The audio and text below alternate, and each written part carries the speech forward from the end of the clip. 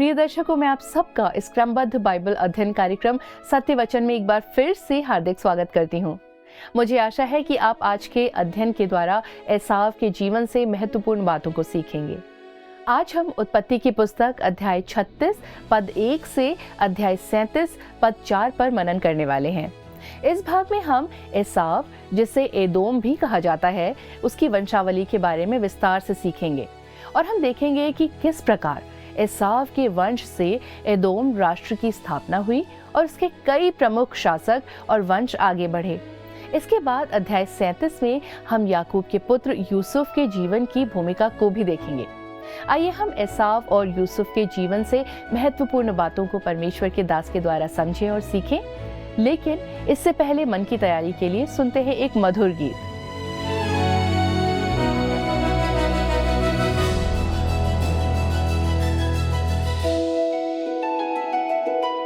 मित्रों, आप सभी को प्रेम भरा नमस्कार। आशा करता हूं कि आप परमेश्वर के अनुग्रह से सुरक्षित और स्वस्थ हैं तथा आज का सत्य वचन बाइबल अध्ययन करने के लिए तैयार हैं। पिछले अध्ययन में हम उत्पत्ति की पुस्तक के 35वें अध्याय से अध्ययन कर रहे थे, जिसमें हमने याकूब का बेतेल को लौटना, परमेश्वर द्वारा वाचा का नवीनीकरण करना, राहेल की मृत्यु और बिन्यामीन का जन्म, याकूब के पुत्रों का नाम और इसहाक की मृत्यु को देखा था। दोस्तों, आज हम अध्याय 36 से अपना मनन आरंभ करेंगे, जिसका विषय है एसाव कनान से सेईर नामक पहाड़ी देश को जाता है। मित्रों, यह अध्याय पूर्ण रूप से एसाव के परिवार पर केंद्रित है, जो आगे चलकर एदोम का राष्ट्र बनता है।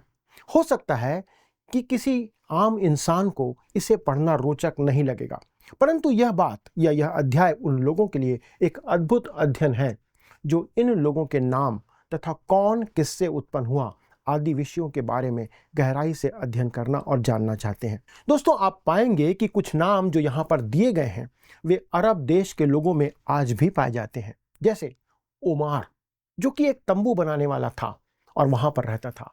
तेमान, सपो और कनज, कोरह आदि के नाम आज भी आपको अरब के देशों में मिल जाएंगे। यह एसाव का परिवार है और वे आज भी उस क्षेत्र में राज्य करते हैं और रहते हैं। एसाव का परिवार एदोम में बस गया, जो मृत सागर के ठीक दक्षिण और पूर्वी क्षेत्र में स्थित है। एदोम की राजधानी, जो कि पेट्रा शहर है, एक पहाड़ी क्षेत्र है तथा इसे चट्टानों को काटकर बनाया गया है, जो आज भी वहां पर स्थित है और पाया जाता है।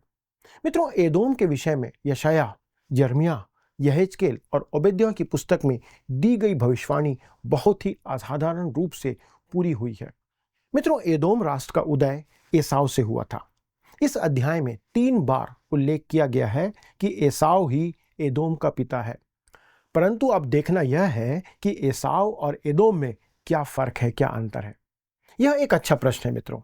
जब हम पहले एसाव को देखते हैं, तब वह इसहाक के परिवार में एक बालक की तरह था। वह जो हमेशा घर से बाहर रहने वाला व्यक्ति था, तगड़ा था और एक अच्छे दिखने वाले खिलाड़ी के समान था। बाहरी रूप से दोस्तों वह बहुत आकर्षक व्यक्ति था, परंतु कोई भी व्यक्ति यदि वह सांसारिक था तो वह व्यक्ति एसाव ही था। एसाव में आप एक सांसारिक मनुष्य की छवि को देखते हैं। कुछ सालों पहले एक मसीही लड़की ने एक पास्टर को एक खूबसूरत दिखने वाले जवान के बारे में बताया। लड़की का जन्म चीन में हुआ था, जिसके पिता तेल के व्यापार में थे। उस लड़की की मुलाकात एक जवान से हुई जो बैंक में क्लर्क का काम करता था। वह लड़का देखने में आकर्षक था। संभवतः वह एसाव के समान दिखने में बहुत आकर्षक और जोशीला व्यक्ति था। वह लड़की उस लड़के से विवाह करना चाहती थी जो विश्वासी नहीं था। लड़की का अनुमान था कि समय के साथ वह लड़का प्रभु में आ जाएगा, विश्वासी बन जाएगा। जब एक पास्टर ने उस जवान लड़के से बात की, तब वो पास्टर जान गया कि वह लड़का प्रभु को जानने में कोई रुचि नहीं रखता है, परंतु वे दोनों एक दूसरे से विवाह करना चाहते थे। लड़की धनी और सुंदर थी तथा वह लड़का आकर्षक परंतु सांसारिक था। पास्टर ने उनका विवाह कराने से इनकार कर दिया। तब वह युवती यह सुनकर उस पास्टर पर क्रोधित हो गई, परंतु कुछ महीने बीतने के बाद वह उस सेवक के पास या उस पास्टर के पास फिर से आती है, यह बताने के लिए कि उसका तलाक उस लड़के से हो गया है जिससे उसने विवाह कर लिया था। उसने उसे बताया कि उसने पहले कभी ऐसे व्यक्ति को नहीं देखा था या नहीं जाना था, जिसने अपने आप को पूर्ण रूप से संसार के लिए दे दिया हो और जो पूर्ण रूप से सांसारिक और शारीरिक अभिलाषाओं में जकड़ा हुआ था। उसने कहा कि वह जवान बहुत ही असभ्य और कठोर था। जब वे एक दूसरे को जानने का प्रयास कर रहे थे तो यह व्यक्ति ऊपरी तौर से बहुत अच्छा व्यवहार करता था और दिखावा करता था, परंतु अंदर से वो असभ्य और कठोर था।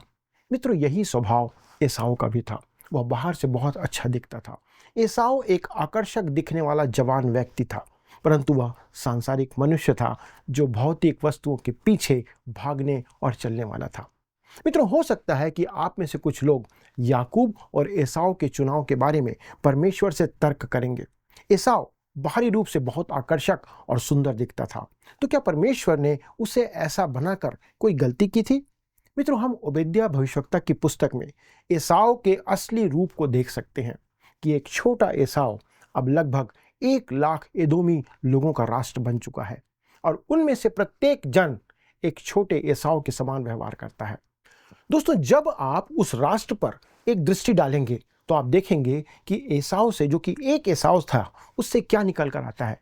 यह तो एसाव को एक सूक्ष्मदर्शी यंत्र या कि माइक्रोस्कोप के नीचे रखकर देखने के समान है, जो उसमें से देखने पर बहुत बड़ा दिखता है। जैसे कि एसाव अब है, उसकी वास्तविकता आपको देखने को मिलती है। और वहाँ पर हम क्या देखते हैं?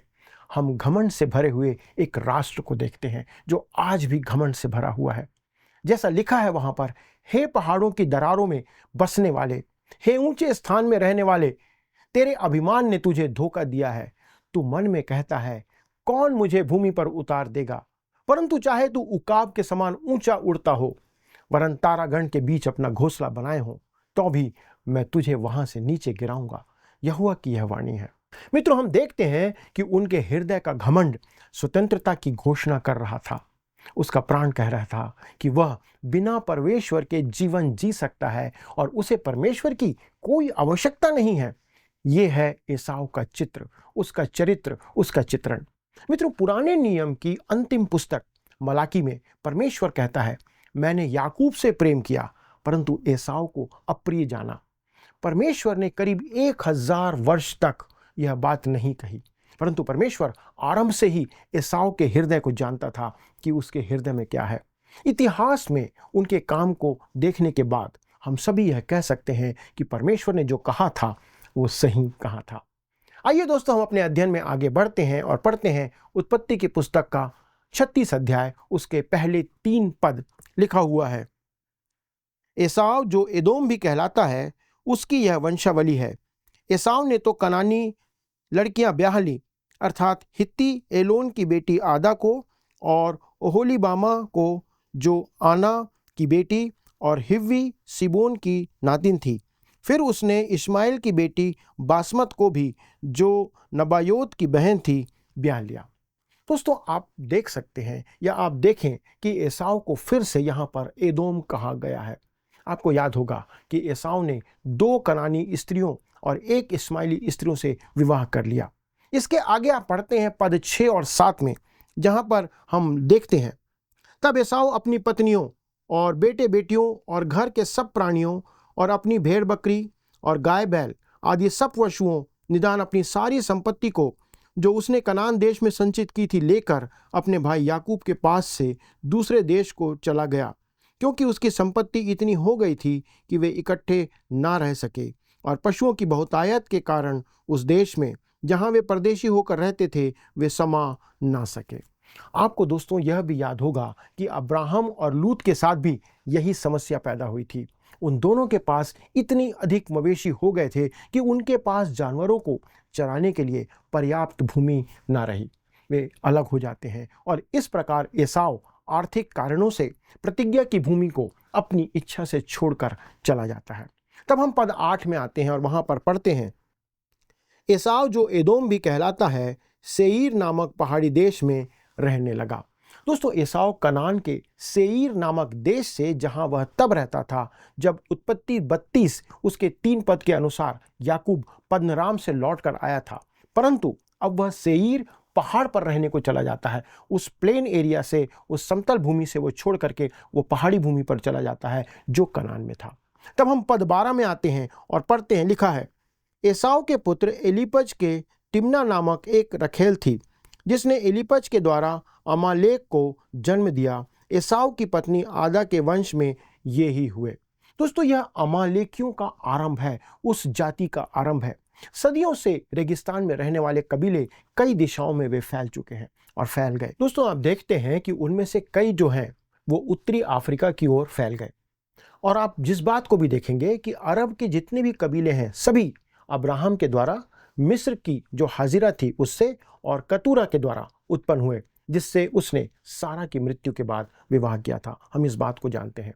इन कबीलों के बीच आपस में विवाह संपन्न होते रहे। वे उसी परिवार से संबंधित हैं जिससे इस्राएली लोग आते हैं, अर्थात वे सब एक ही वंश से आते हैं, अर्थात अब्राहम के वंश से।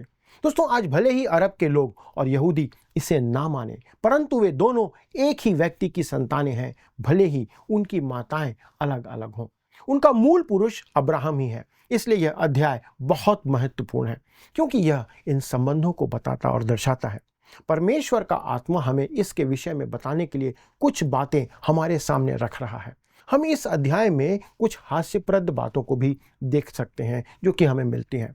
अब आइए पढ़ते हैं पद 15, जहां पर इस प्रकार लिखा हुआ है, एसाव वंशियों के अधिपति ये हुए, अर्थात एसाव के जेठे एलीपज के वंश में से तेमान अधिपति, उमार अधिपति, सपो अधिपति, कनज अधिपति।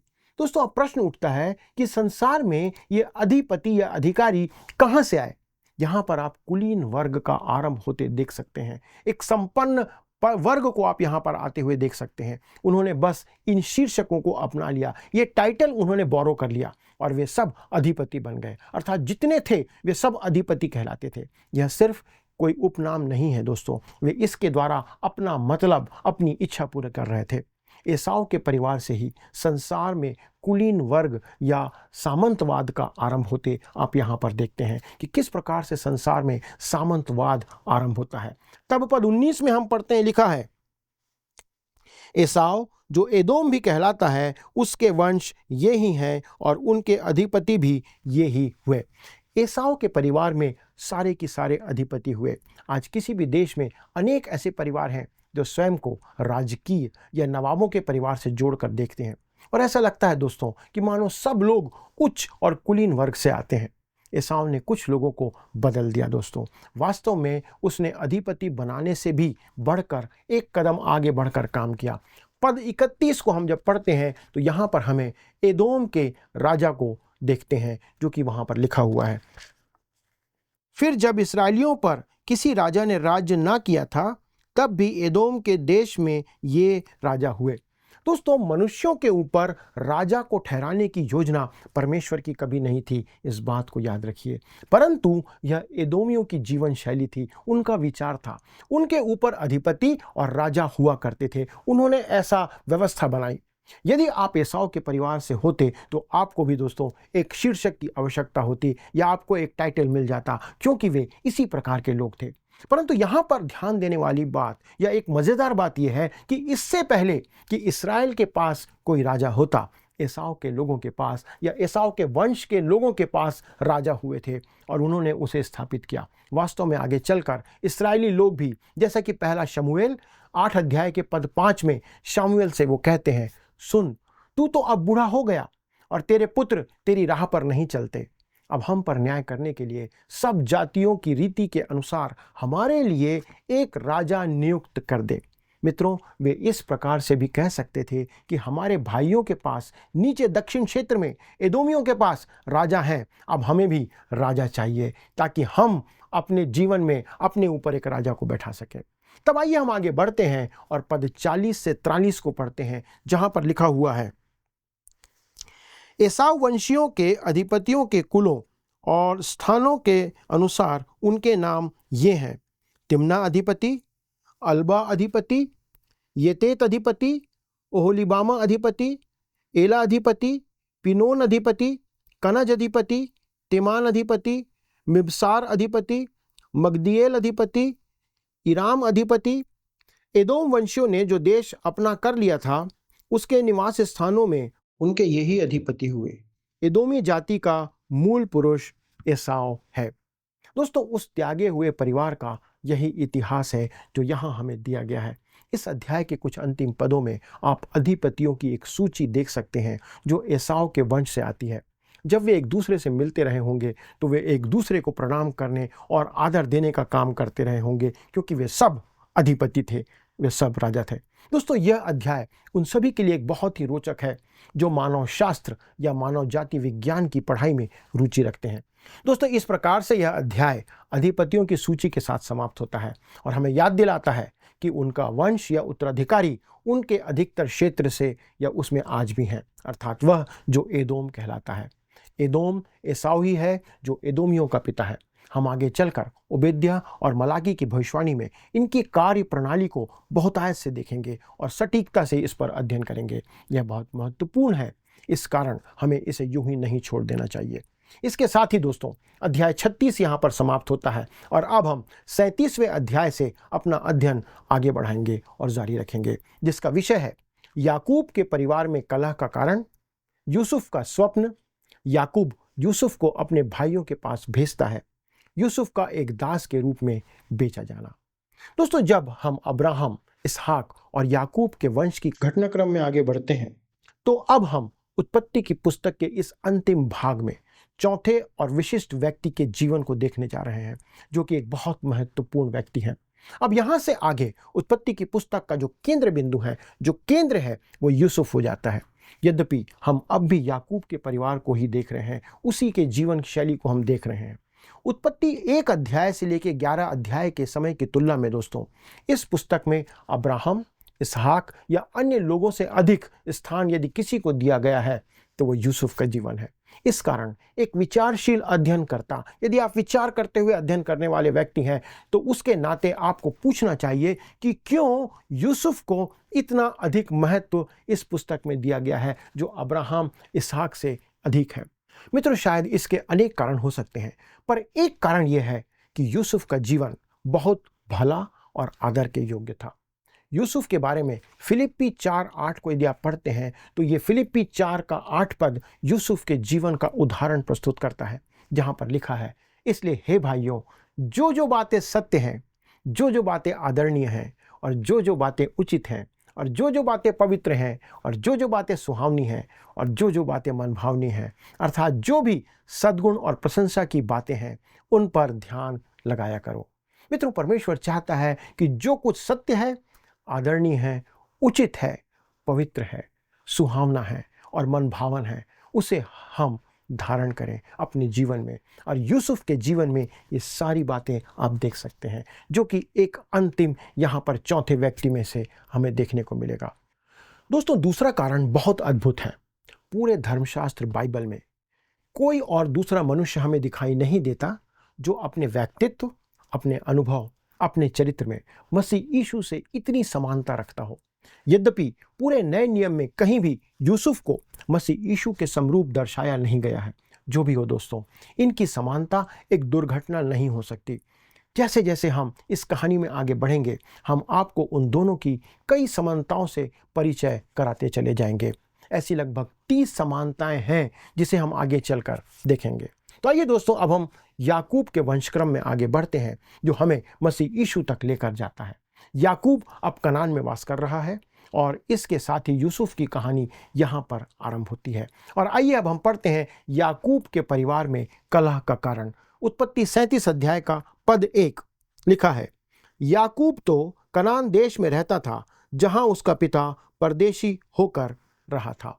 दोस्तों, याकूब स्पष्ट रूप से बैतलहम के दक्षिण से चलकर हेब्रोन को आ जाता है।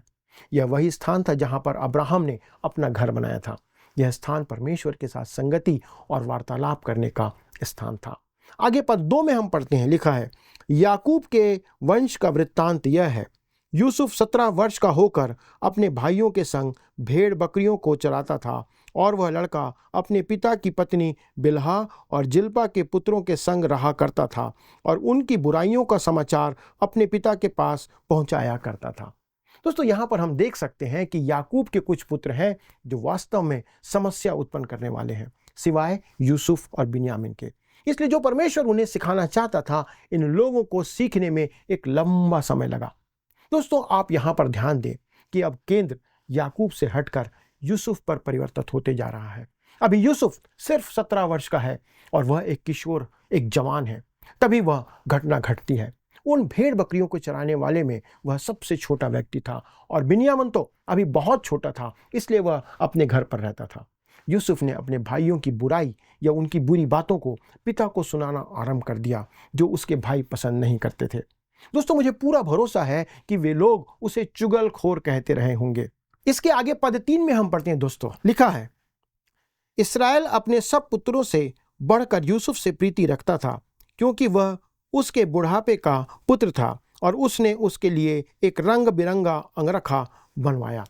दोस्तों, याकूब को अपने घर में ही सबक सीख लेना चाहिए था। वह जानता था कि किसी का पक्ष लेने से परिवार में कैसी परेशानी हो सकती है। उसके अपने पिता ने बड़े भाई का पक्ष लिया था और याकूब जानता था कि भेदभाव का परिणाम कैसा होता है, लेकिन यहाँ वो भी ठीक वही कर रहा था।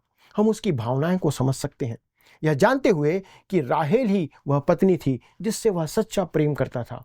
वही उसकी जिंदगी की एकमात्र अच्छी चीज थी दोस्तों।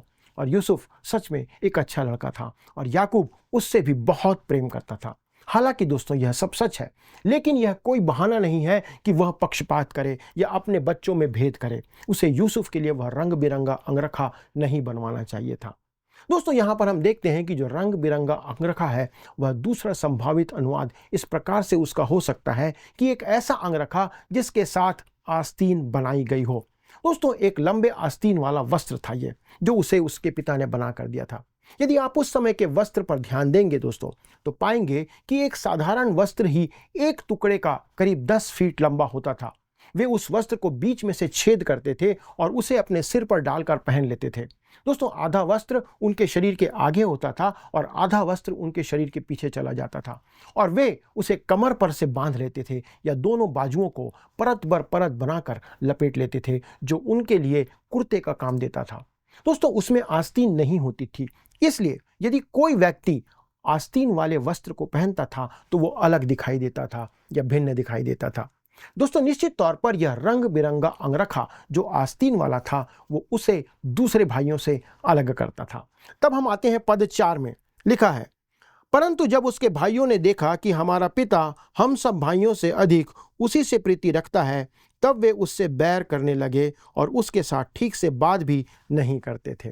दोस्तों, अपने पिता का प्रिय होने के कारण स्वाभाविक तौर पर वह उसके भाइयों के बैर का कारण बन जाता है।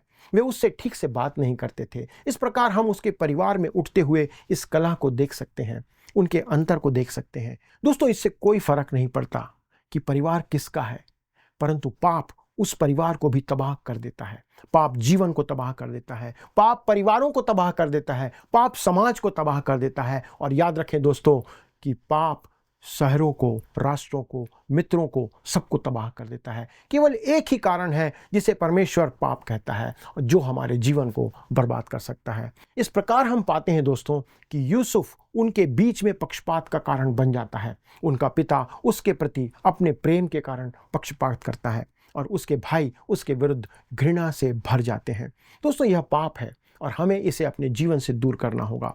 यदि आज आपके परिवार में कोई समस्या है तो शायद उसका कारण इस प्रकार का पक्षपात हो सकता है, जो परमेश्वर की नज़रों में पाप है। आइए दोस्तों, हम परमेश्वर के सामने आएं और अपने पापों को स्वीकार करें। यदि हमारे जीवन में ऐसे पाप हैं, ऐसे पक्षपात हैं, शायद उसका कारण ये हो सकता है कि हमने अभी तक इस बात को नहीं जाना था। आइए दोस्तों, एक प्रतिज्ञा करें कि अपने जीवन में, अपने परिवार में, अपने समाज में, अपनी कलीसिया में ऐसे पक्षपात को दूर करेंगे और भाईचारे की प्रेम और प्रीति के साथ एक दूसरे के साथ रहेंगे। इस अध्ययन से परमेश्वर आप सभी को बहुत आयत से आशीष दे।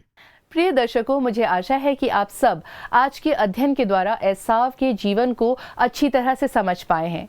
साथ ही इस भाग से हमें ये समझने को मिलता है कि परमेश्वर की योजना पीढ़ियों के माध्यम से पूरी होती है। एसाव की वंशावली हमें इतिहास और वंश के महत्व को सिखाती है। दूसरी ओर यूसुफ की कहानी हमें ईर्ष्या और पक्षपात, परिवार में तनाव और संघर्ष को दिखाती है। आइए हम भी अपने जीवन में परमेश्वर की योजना पर विश्वास करना सीखें और एक निर्णय के साथ उसकी आज्ञाओं का पालन करें। आज हमें निर्णय लेना है कि हम किस प्रकार का जीवन जीना चाहते हैं। प्रभु आप सभी की सहायता करें। आइए हम अब प्रश्नों की ओर चलें। पिछले प्रश्न का उत्तर है सी, राहेल। राहेल लाबान के घर से गृह देवता को ले आई थी। आज के अध्ययन के आधार पर प्रश्न है, एदोम राष्ट्र का उदय किससे हुआ था? ए, इसहाक, बी, एसाव, सी, कैन या डी, रूबेन। मित्रों, इस प्रश्न का उत्तर हमें कल सुबह 6 बजे से पहले विकल्प ए, बी, सी या डी के साथ अपना नाम, पता, स्थान के साथ 9651433397 96514 33397 पर SMS या WhatsApp करें। मित्रों, यदि आप इस अध्ययन को दोबारा सुनना चाहते हैं तो स्क्रीन पर दिए वर्ड रिसाउंड्स टुडे हिंदी लिखकर आप हमारे YouTube पर जरूर सुनें। अधिक जानकारी और प्रार्थना के लिए आप दिए गए नंबर 9651433397 96514 33397 पर जरूर कॉल करें। हमारे परामर्शदाता आप सबकी सहायता के लिए सदैव तत्पर हैं। प्रभु आप सभी को आशीष दे। क्या आपको यह कार्यक्रम पसंद आया? अभी हमें एक मिस कॉल करें और आप अगले विजेता हो सकते हैं।